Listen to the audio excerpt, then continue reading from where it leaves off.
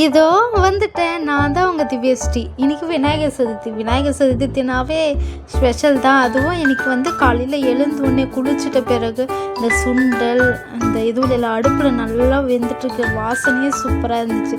அதுக்கப்புறம் ரொம்ப நேரம் பசி பொறுத்துட்டு அதுக்கப்புறமா வாழை இலையில் உக்காந்து வெள்ளை சோறு, இந்த சக்கரை பொங்கல், அடுத்தது கொண்டக்கடலை, அடுத்தது சாம்பாரை ஊற்றி, அதாவது கல்யாண சாம்பார். இந்த மாதிரி விசேஷ நேரத்தில் தான் இந்த கல்யாண சாம்பார் நம்ம வீட்டில் எப்பயாவது ஒரு தடவை பார்க்க முடியும். அது கூட அப்பளம், இந்த வடை அதெல்லாம் வச்சு சாப்பிடும்போது ஐயோ, அதுவும் இந்த ரொம்ப நேரம் பசிக்கு கடுத்தது உக்காந்து சாப்பிட்டோமானா அப்பா, அதுவும் நம்மளுக்கு பசி இருக்கும்போது நல்லா சாப்பிடணுன்னு ஆசைப்படுவோம். ஆனால் ரெண்டு வாய் எடுத்தோடனே பசி எல்லாம் பறந்து போயிடுங்க. அதுவும் ஒரு பெரிய சோகம்தான். அது எல்லாத்தையும் கலந்து ஒரு வாய் எடுத்து வச்சோமானா அம்மா சூப்பராக இருக்கும். இதுக்கப்புறம் என்ன, ஒரு குட்டி தூக்கம் தான்.